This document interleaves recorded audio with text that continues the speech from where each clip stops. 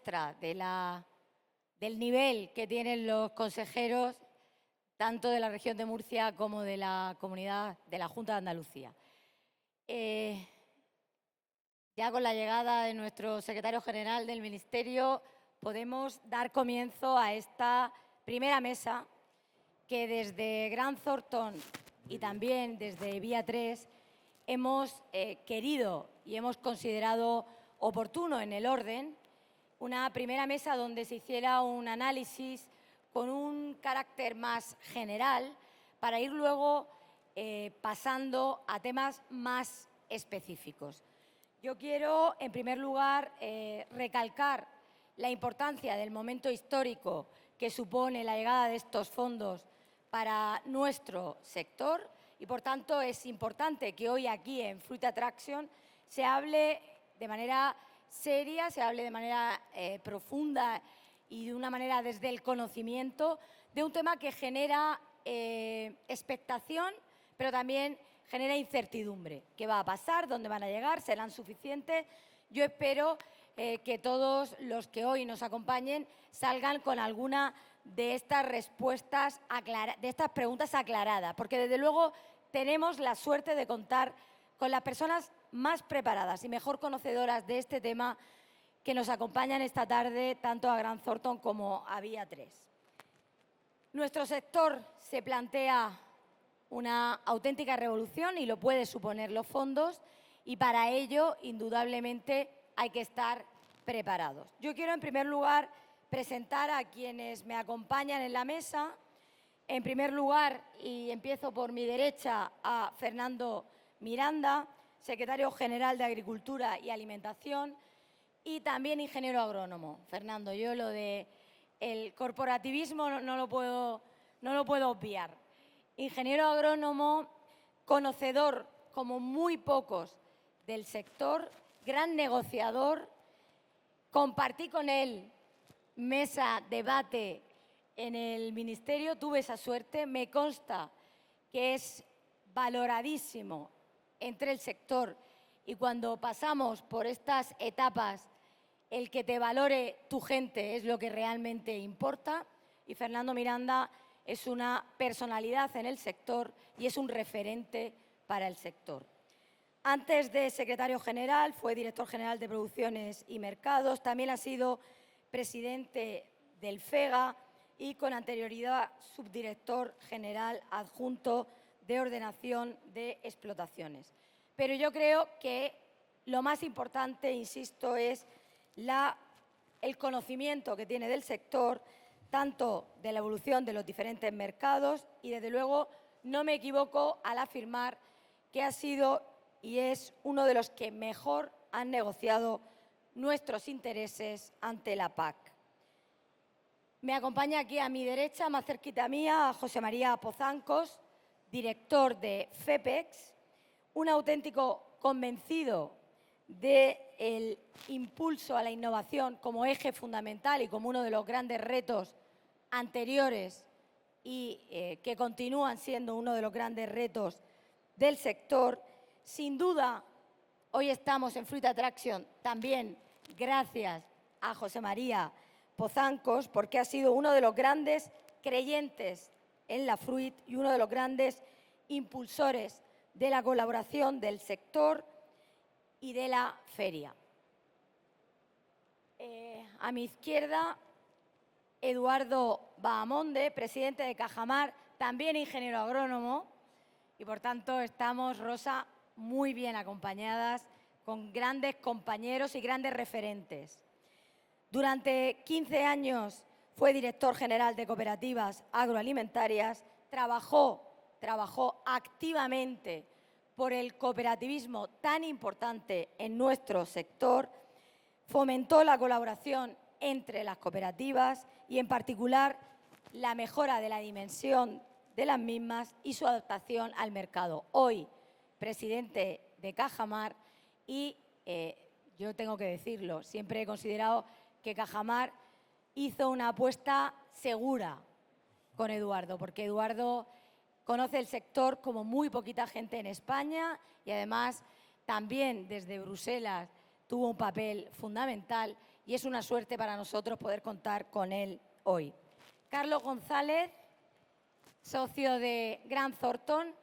Tengo que decir que desde el minuto 1 Carlos vio que este foro era una apuesta segura para la Fruit. Yo le agradezco el que hayamos caminado juntos hasta llegar hoy a esta primera mesa. Socio de la consultoría en el ámbito de negocio e innovación, en concreto en el sector público.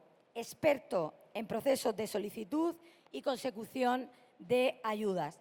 Ha contribuido de forma efectiva a la transformación digital de organismos y entidades públicas. Y tiene mucho sentido, como ven, el que hoy esté como uno de los ponentes en nuestra mesa. Y ya sin más dilación, comenzamos con Fernando Miranda, al que yo le lanzo una idea que puede entender como idea, como pregunta o usarla en su intervención, a los que yo rogaría a todos ellos que nos ciñéramos a esos 6 minutillos, que sé que son pocos, y estoy convencida de su capacidad para hacerlo resumido, pero de manera contundente, su colaboración en esta mesa. Bien, Fernando, hay muchas expectativas.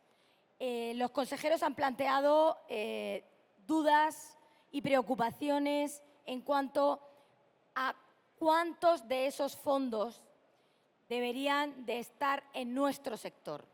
Se comenta, se dice, se escucha que son pocos, que deberían de ser más. El PERTE del sistema agroalimentario hace un análisis, bajo mi punto de vista, estupendo, un diagnóstico fantástico, pero ahora eso, y esa es la dificultad, hay que llevarlo a buen término. Por favor, aclara y pon luz a esas dudas. Muchas gracias, Adela. No sé si se me oye. ¿No se oye? ¿Se oye? ¿Se oye? Creo que tenemos algún problema con ese micrófono. Y no le... ¿Sí?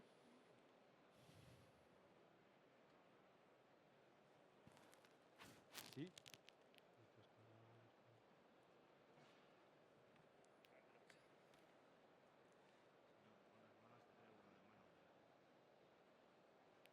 ¿Sí? ¿Sí? ¿Sí? Está cansado ya. Lleva todo el día aquí. ¿Sí? No, no se oye. No se oye.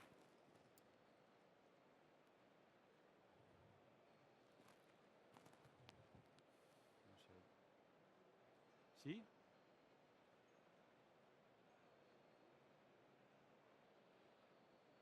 ¿Sí? ¿Sí? ¿Sí? ¿Se oye ahora? ¿Ahora se oye bien? Bien, bien, ya estamos. Oye, muchas gracias, Adela, y enhorabuena por esta jornada. Y bueno, saludos a todos los que habéis venido y a los que estamos aquí en esta ponencia. Para empezar, 6 minutos es un reto, pero voy a intentarlo. Hace un año, que parece que hace un siglo, se acordó lo que llamamos el acuerdo del marco financiero plurianual y el plan de recuperación por los jefes de Estado y de Gobierno de la Unión Europea. Era el presupuesto para la Unión Europea para los próximos 7 años y, al mismo tiempo, el plan de recuperación. ¿Eso qué significaba? Que además del marco financiero plurianual, que es el presupuesto que se aprueba cada 7 años, en un contexto que nunca se había dado, con la salida del Reino Unido, uno de los contribuyentes netos al presupuesto de la Unión Europea, y con la crisis del coronavirus, la crisis más grande a la que ha tenido que hacer frente la sociedad occidental en muchos decenios, conseguimos un paquete económico y financiero que es para el conjunto de la sociedad. ¿En qué se traduce eso? En agricultura. En agricultura se traduce para la política agrícola común en 47.724 millones de euros, a los que hay que sumar los que vienen del plan de recuperación. En el plan de recuperación para España son 69.000 millones de euros. Hagamos una primera comparación. 47.000 millones de euros para la PAC, 69.000 millones de euros para todo lo demás. Díganme si es poco o mucho. 47.000, 69.000. De estos 69.000, lo traemos a casa, la parte que nos corresponde dentro de la Administración General del Estado, y Dentro de los programas de los componentes del plan de recuperación hay un componente que es el componente 3, que lo hemos destinado a lo que es sector primario, que son 1.055 millones de euros, y otro componente que está muy definido, que es el componente 12 para la industria en general, de donde vamos a sacar el PERTE agroalimentario de aproximadamente otros 1.000 millones de euros. Con lo cual, si sumamos esos 47.700 millones de euros, más lo que vamos a poner las administraciones del Estado y de las comunidades autónomas, más los 1.000 del componente 3, 1.050 del componente 3 del Ministerio de Agricultura, más los 1.000 del componente 12 del Ministerio de Industria, ya vamos por 53.000 millones de euros. ¿Qué significan 53.000 millones de euros para el sector agroalimentario extendido? Nosotros hablamos del sector agroalimentario extendido cuando contabilizamos desde la producción primaria hasta la comercialización, importaciones y exportaciones, que son aproximadamente 105.000 millones de euros. Quiere decir, más de la mitad del valor añadido bruto del sector de un año. Yo creo que es una cantidad interesante. Es decir que es poco, yo creo que es no juzgar bien las cifras. Además, siempre hablamos del componente 3, que es el del Ministerio de Agricultura, y 12, que es el del Ministerio de Industria, Comercio y Turismo. Pero, por ejemplo, dentro de todos los componentes que tienen que ver con energía, con medio ambiente, con digitalización, que son del Ministerio de Transición Ecológica o de la Secretaría de Estado de Administración Digital e Inteligencia Artificial, también van a ser elegibles proyectos de las industrias agroalimentarias o del sector primario. De hecho, lo están siendo. Por tanto, desde el punto de vista económico, yo creo que es una cantidad muy, muy razonable para el sector agroalimentario, que, ojo, la merece porque es la primera industria del país, pero pensemos en estas magnitudes, que son unas magnitudes muy importantes. Sigamos con el razonamiento. Dentro de la política agrícola común, ahora mismo estamos redactando lo que se llama el Plan Estratégico de la Política Agrícola Común. Siempre nos fijamos mucho en la política agrícola común en lo que llamamos las subvenciones, el primer pilar de la PAC, lo que le damos a los agricultores. Pero hay otra parte que está en el segundo pilar de esa política agrícola común, que son fundamentalmente inversiones.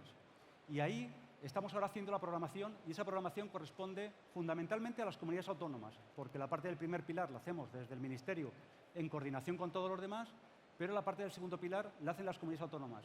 Pues bien, esa parte son 11.000 millones de euros, 11.000. Y se tiene que programar ahora. Ahora mismo, de hecho, les hemos dado de plazo hasta el día 29 de octubre. Y esa programación la hacen las comunidades autónomas. Son, por tanto, las comunidades autónomas las que tienen que empezar a pensar y a decirnos dónde van a poner ese dinero. Por tanto, lo que quiero decir con esto, primero, y un poco respondiendo a tu pregunta, Adela, dinero ahí tenemos y es suficiente. Segundo, proyectos. En este tipo de charlas que hemos participado muchas, normalmente hablamos de competitividad, digitalización, medio ambiente, economía circular.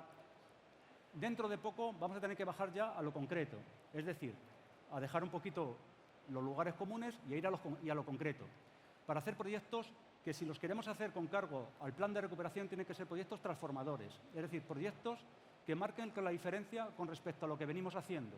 Me explico.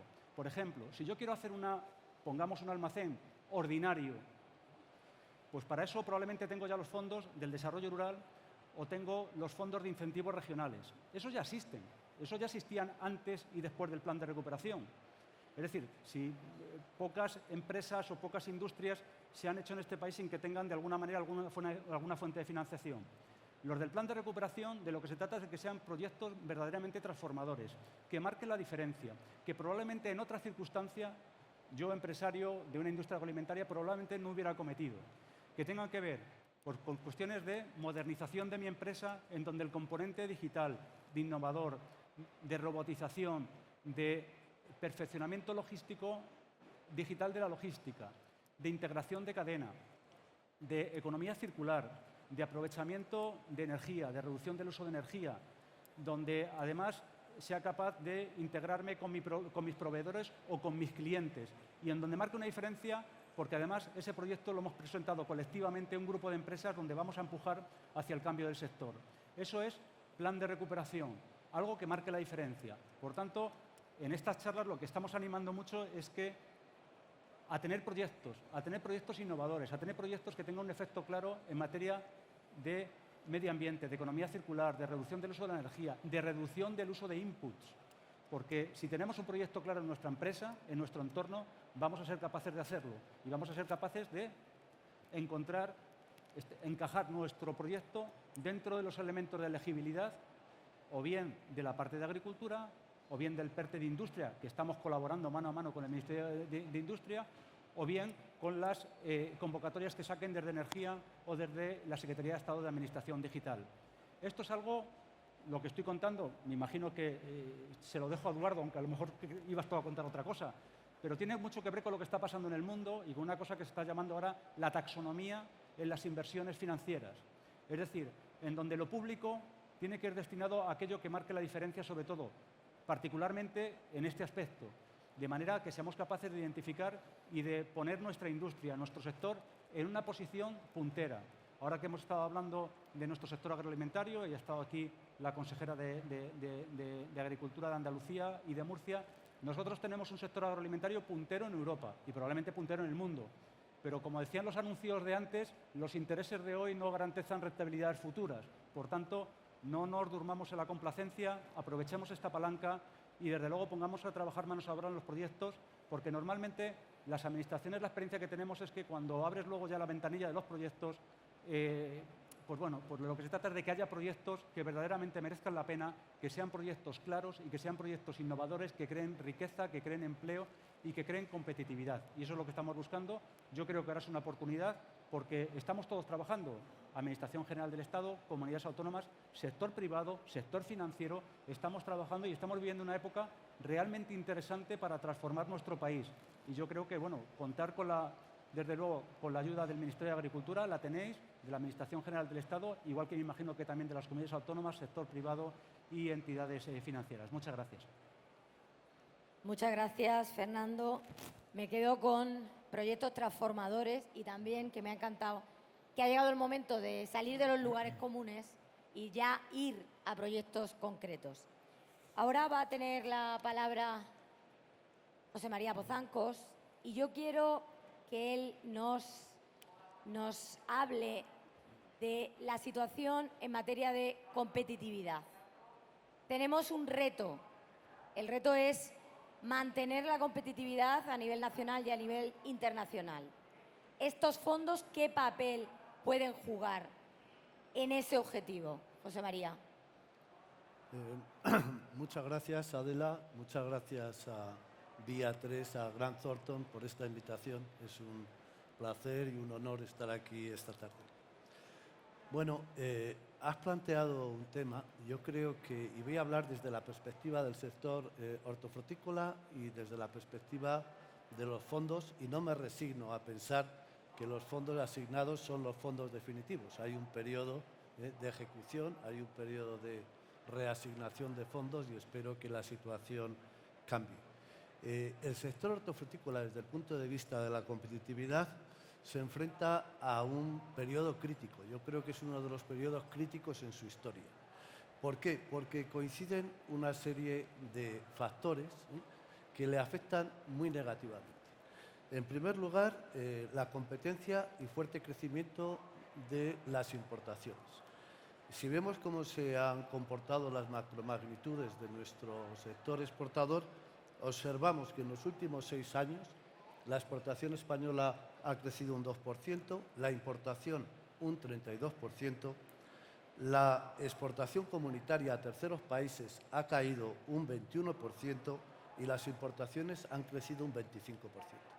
Pero no solo eso, yo creo que en algunos casos han aparecido lo que podemos denominar como competidores sistémicos. Tenemos el caso de Marruecos, con crecimientos en la Unión Europea del 47% en los últimos 6 años, o el caso de Turquía con crecimientos del 35%. El segundo factor a considerar es el fuerte incremento de los costes salariales. Y no merece la pena desarrollar este punto porque está en la cabeza de todos lo que ha significado el incremento del SMI para el sector, a pesar de que es un sector que cada vez requiere un trabajo más cualificado. Hay una parte importante, como sabemos, por ejemplo, la recolección, pues que requiere un trabajo que en cierta manera tiene un nivel salarial vinculado al salario mínimo interprofesional. Y además, algo que ya se ha mencionado en la intervención de la consejera de Andalucía, los costes crecientes del modelo de producción comunitario y la falta de reciprocidad. Eso plantea un gran reto. ¿Cuál es la única respuesta válida, en mi opinión? Pegar un salto exponencial, igual, perdónenme la expresión, en competitividad, actuando sobre la productividad. ¿Por qué? Porque si vemos cómo se han comportado los diferentes países productores en la Unión Europea, pues vemos que aquellos países que han pegado el salto, como Países Bajos, han mantenido su cuota de mercado. Y los que no hemos pegado el salto, pues estamos en una situación perdiendo cuota de mercado, aunque estabilizados todavía en el nivel de exportación. Frente a este reto, los fondos de recuperación, una oportunidad.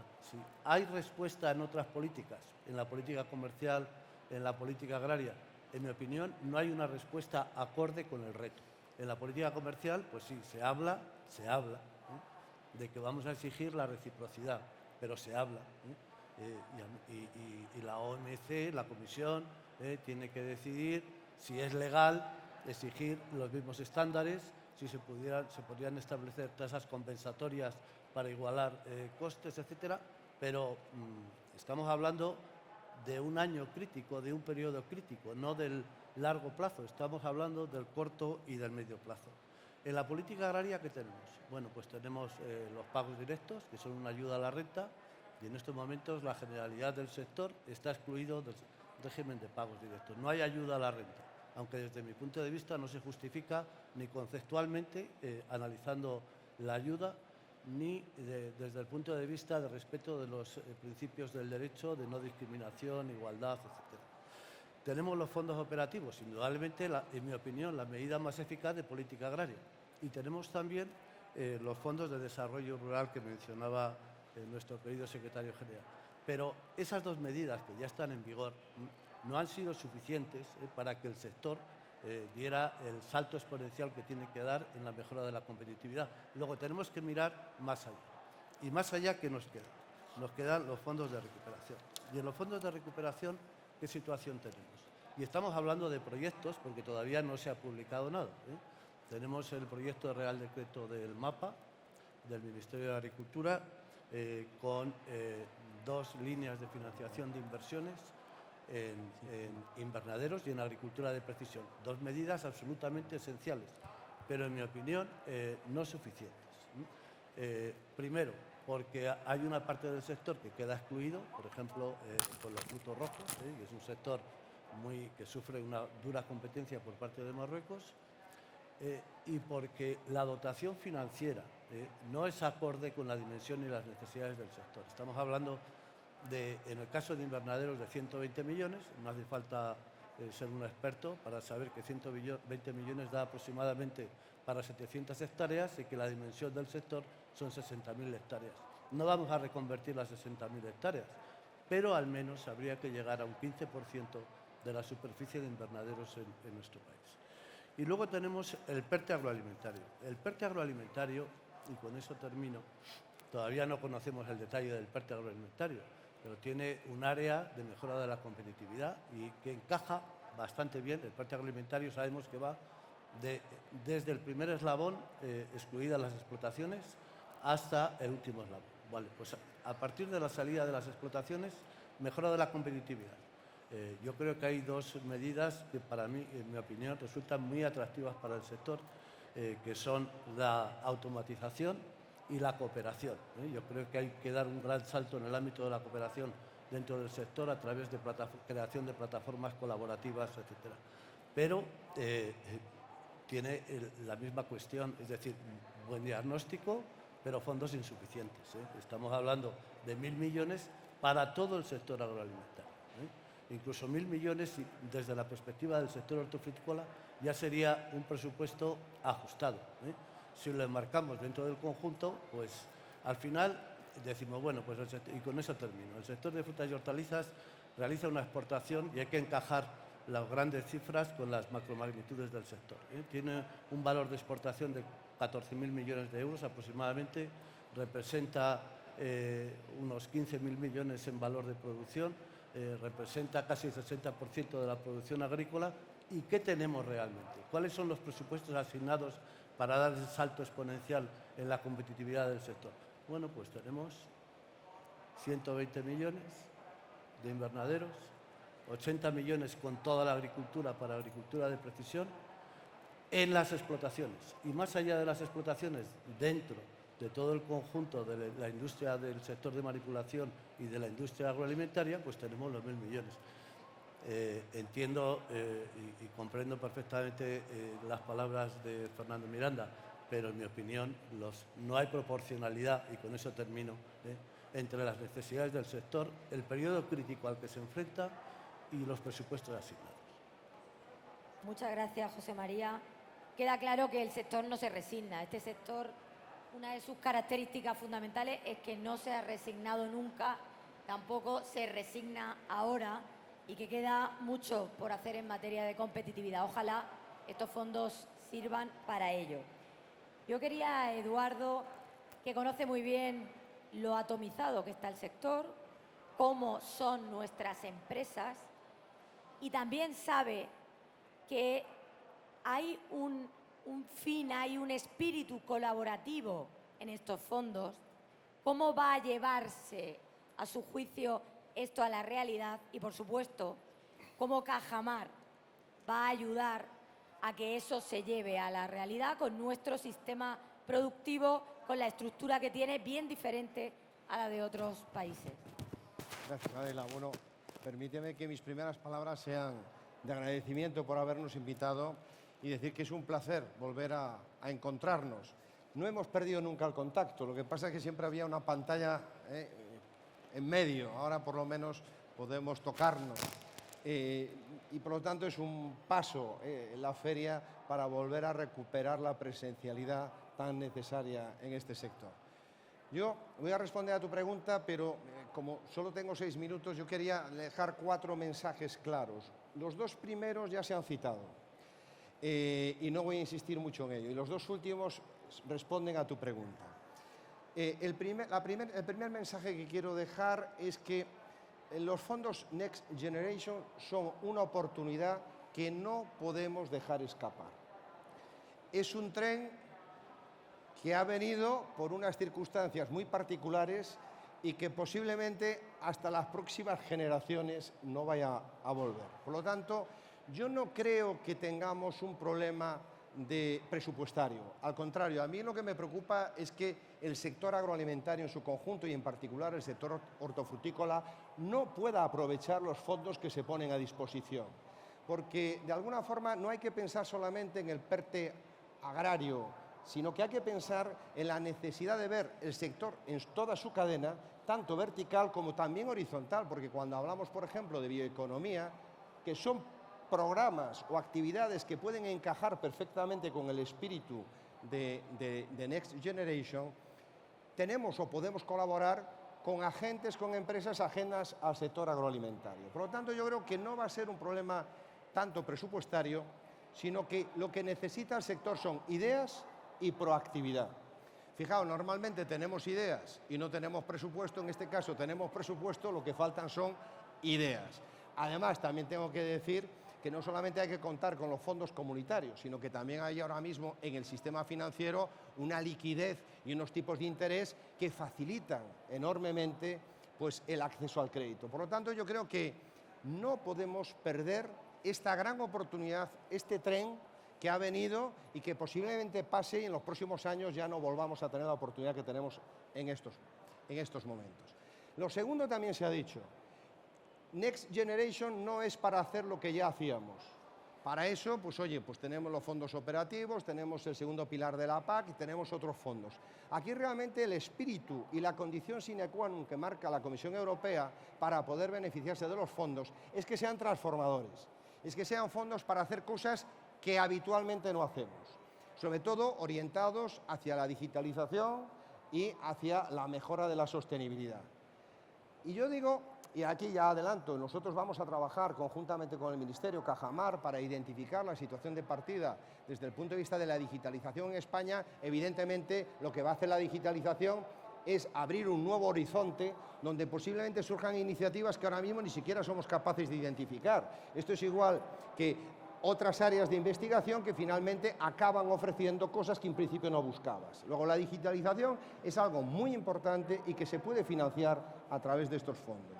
Igual que la sostenibilidad, pero ojo, la sostenibilidad es un concepto muy amplio. Ahí podemos hablar de bioeconomía, podemos hablar de economía circular, de tantas y tantas cosas que van más allá del sector agroalimentario y que en este momento encajan perfectamente con la finalidad de los fondos del presupuesto Next Generation. Luego, por lo tanto, mi temor o nuestro temor es más a que el sector no sea proactivo que a que falte dinero. Ojalá falte dinero, porque eso significaría que hay proactividad por parte del sector. Y yo creo sinceramente que el sector hortofrutícola, si en algo se identifica, es en su capacidad de reacción. Digamos, antes había ideas y no había presupuesto, ahora hay presupuesto. Lo que tiene que aportar el sector son ideas.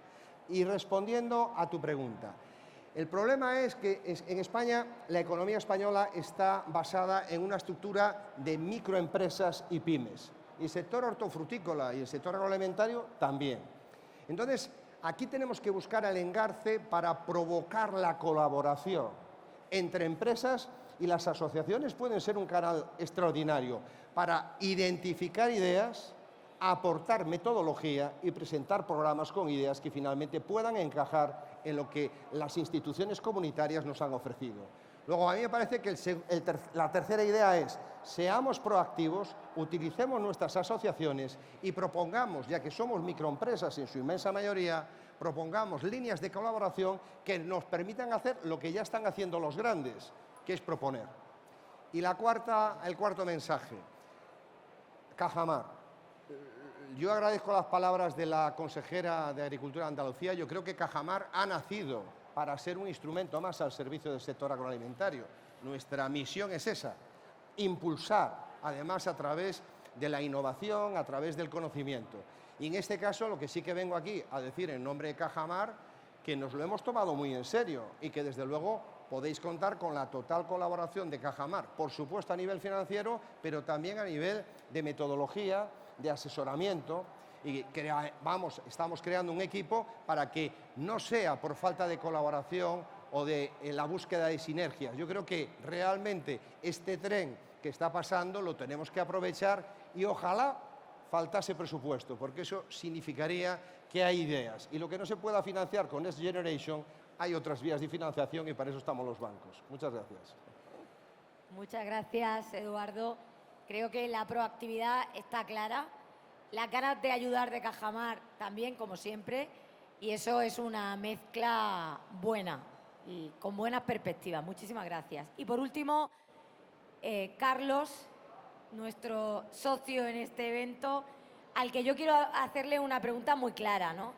Y la pregunta es, aquí hay tanto asociaciones, si veo a mi compañero Luis Miguel Fernández Sierra representando a Coespal, también estaba ProSport, como empresarios, estoy viendo también a cooperativas. Carlos, ¿cómo aconsejas a las empresas que se activen en esa búsqueda y en ese camino hasta llegar a la consecución de obtener esos fondos? Pues yo diría, siguiendo el comentario que hacía Eduardo con respecto a que si hay presupuesto o si hay ideas, por dar simplemente unos datos, os diría que quizás en la historia reciente de España no se había acumulado jamás tanta cantidad de fondos públicos. Tenéis que pensar que España, parece que los fondos europeos han nacido ayer con Next Generation, pero España es un ejecutor de fondos europeos durante bastante tiempo. Los periodos europeos se llaman marcos financieros plurianuales porque van de 7 en 7 años. El último que hemos tenido es el periodo 14-20, en el cual pues, España recibió cerca de 37.000 millones, de los cuales, curiosamente, solo se han ejecutado a día de hoy el 40% de ese dinero.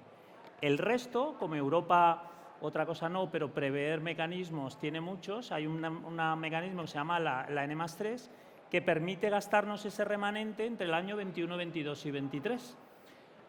Como han comentado mis compañeros de mesa, pues nos encontramos con el mecanismo que pone en marcha la Unión Europea para dar respuesta a la situación de crisis económica provocada por la pandemia y para España pues tenemos 140.000 millones. de los cuales 70.000 son a fondo perdido, es decir, es dinero que nos van a dar sin tener que devolverlo. Pero es que adicionalmente empieza el nuevo marco financiero plurianual de la Unión Europea, que es el 21-27, 2021-2027, con cerca de 43.000 millones. Bueno, como comentaban mis compañeros, si empezamos a sumar dinero, nos encontramos con probablemente el tsunami de financiación pública más grande que haya existido probablemente de los planes Marshall de la Segunda Guerra Mundial. Con lo cual, dinero hay y mucho. ¿Qué ocurre? Casi siempre nos vamos, yo soy del sector sanidad, yo del agro, y me voy al componente que me toca. Pero es que esto no funciona así. En respuesta a la pregunta que nos planteamos, decimos, bueno, ¿y cómo consigo yo este dinero? Porque si mi componente 3 tiene 1.000 millones, pues a mí a repartir con todos los que somos me tocan las migajas. Es que esto no va así. ¿Cómo funciona? Ideas, la segunda línea que apuntaba Eduardo. No sé si sabéis que de los MDIs, que son aquellas convocatorias que sacaron los ministerios pues en el primer semestre de este año, pues salieron prácticamente como unas 25, en las cuales se han presentado 17.000 proyectos. Bueno, no sé si hay gente en los ministerios para leerse tantas memorias de los proyectos que se han presentado. 17.000, con lo cual ideas también tenemos unas cuantas. Ojo, yo creo que Eduardo lo apuntaba muy bien. No se trata de cualquier idea, se trata de ideas innovadoras, transformadoras, que diríamos en el sector público de capítulo 6 de inversión, porque este dinero no va para pagar la nómina, no va para pagar la electricidad, este dinero va para invertir en proyectos transformadores. Y ahora bien, si ya tenemos claro que tenemos muchas ideas, hay muchos proyectos, mucho dinero, ¿cómo lo conseguimos? Pues bien, aquí viene pues un poco la cuestión. No va a haber un solo organismo financiador en la Administración General, el Ministerio, la Secretaría. Va a haber muchos organismos financiadores, probablemente tantos como administraciones públicas existen en España. Sabéis que en España tenemos 3, 4 niveles de administración. La Administración General del Estado, con todos sus ministerios y secretarías, en las cuales se prevé que probablemente gestionen el 50% de este presupuesto, de estos dineros que comentamos. Pero luego va a haber unas transferencias a comunidades autónomas y luego, por supuesto, a diputaciones y ayuntamientos.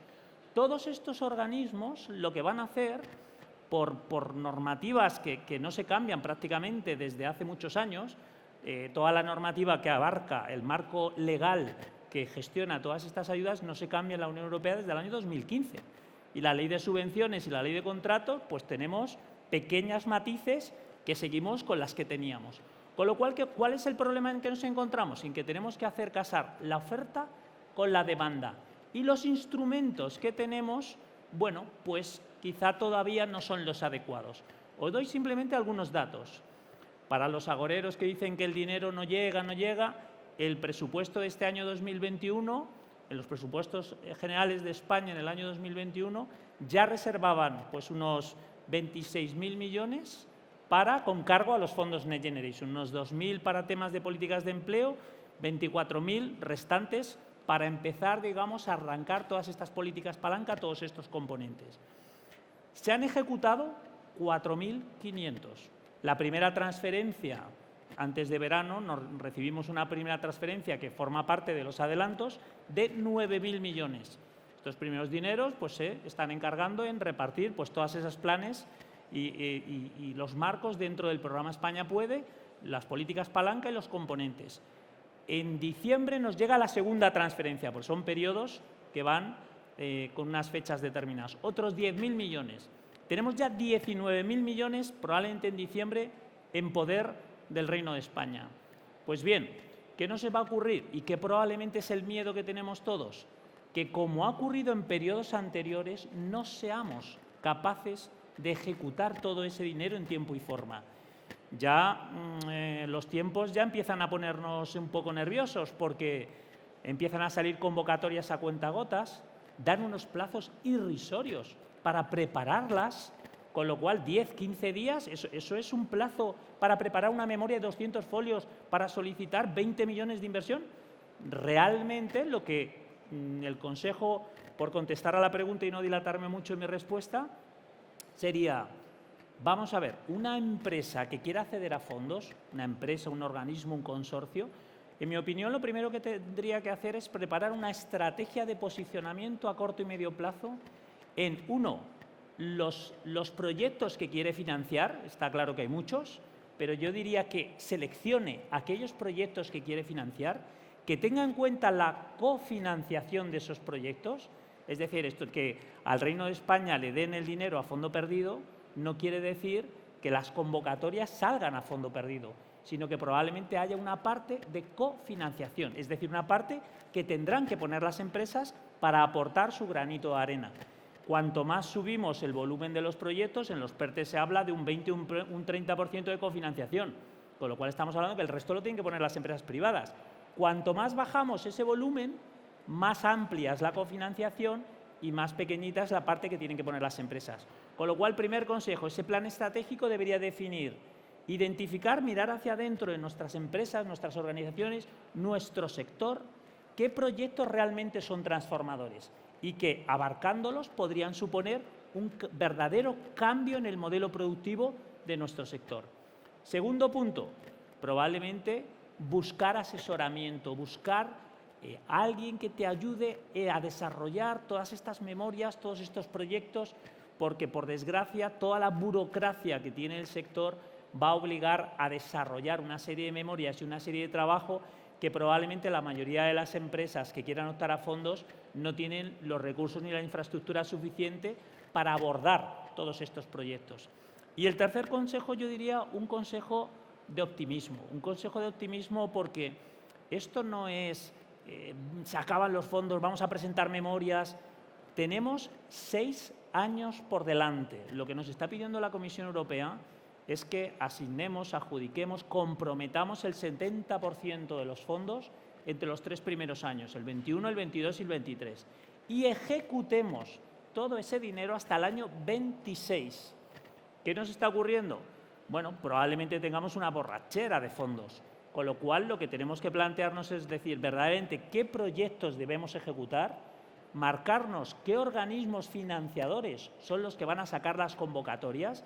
Va a haber diputaciones, va a haber comunidades autónomas, va a haber ayuntamientos, por supuesto el Gobierno central, todos los ministerios, las secretarías. No podemos abarcarlo todo. Tenemos que elegir qué organismo se adecúa más a nuestra filosofía, la tipología del proyecto que queremos financiar y luego buscar la estrategia para ir desarrollando la madurez suficiente de estos proyectos para poder presentarnos y, eso sí, una vez que captemos fondos, porque el que dé estos pasos lo conseguirá, empiezan los problemas, porque estos fondos van a estar auditados y estos fondos implica llevar una buena pista de auditoría de para qué los dedicamos y en qué nos los gastamos, porque luego vendrán los hombres de negro o de azul con corbata roja a revisar a qué hemos destinado estos dineros. Tan importante es conseguir el dinero como ejecutarlo adecuadamente. Esto es algo de lo que no se habla, pero cuando vengan las auditorías podrá haber descertificaciones de estos dineros y lo que no queremos es que haya ningún accidente financiero, con lo cual, estrategia, posicionamiento y optimismo. Pues muchísimas gracias, Carlos, Eduardo, José María, Fernando. Y ahora creo que pasamos ya a la siguiente mesa, centrada en el sector logístico y la digitalización. Muchísimas gracias.